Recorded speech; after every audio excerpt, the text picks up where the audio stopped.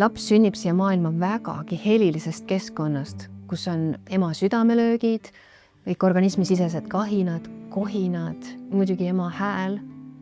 Ja nüüd, kui see beebi sünnib siia ilma, siis kogu see tuttav, turvaline keskkond on kadunud. Et muusikateraapia üheks eesmärgiks on pakkuda sellist sarnast helilist keskkonda, mida laps koges ja kuulis kõhus olles. Ja selleks ma kasutan spetsiaalseid muusikainstrumente, mis aitavad imiteerida sarnast helilist keskkonda, mida beebi koges ema kõhus olles.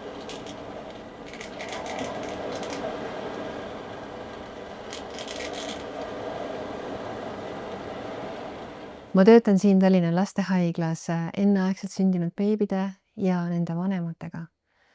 Üheks meetodiks on olulise laulu väljaselgitamine, mis on mingil põhjusel lapsevanema enda jaoks oluline. See võib olla ka nii-öelda klassikaline hällilaul lapsevanema enda lapsepõlvest. Muudame seal koos sõnu, lisame lapse nime, võib-olla lapsevanem tahab kirjutada täiesti personaalse sõnumi, soovid, mõtted oma lapsele. Ja nii kujuneb sellest selline tähendusrikas laul, mida lapsele laulda siis, kui algselt laps tunneb ennast rahulikult ja hästi ja läbi paljude korduste hakkab beebi seda seostama sellise rahu ja heaolu tundega.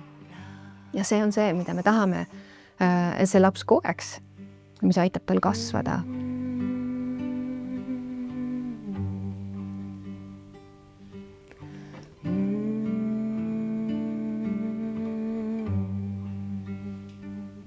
Et oma kogemuse põhjal võin öelda, et sellest iganädalasest muusikutunnist, et sellest on nii palju kasu nii vanemale kui ka siis lapsele. Ja linnaegne, kes peaks olema alles ema-isas, tunneb, et ta ei ole ka väljapool ema-isa enam üksi. Ema on tema juures, pere ootab teda. Ma arvan, et on väga vajalik rõhutada lapsevanemale seda, kui oluline on tema hääl. See on esimene hääl, mida laps juba kõhus olles kuulis ja selgelt eristas teistest häältest. Ja nüüd haiglas olles pärast sündi on see samamoodi ülimalt oluline kuulda, et ema on siin, ema on olemas. Nii et see on ääretult suur ressurss.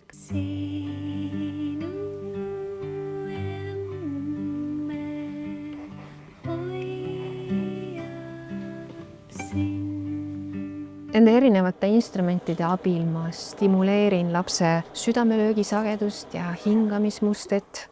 Enneaegse beebi jaoks on müra kindlasti ülestimuleerivaks, aga ka liigne vaikus ei ole hea, et tahaksime pakkuda talle sellist optimaalset stimulatsiooni, mida ongi võimalik elavas võtmes nende instrumentide ja hääle abil pakkuda, et laps oleks valmis ja suudaks kohaneda uute stiimulitega.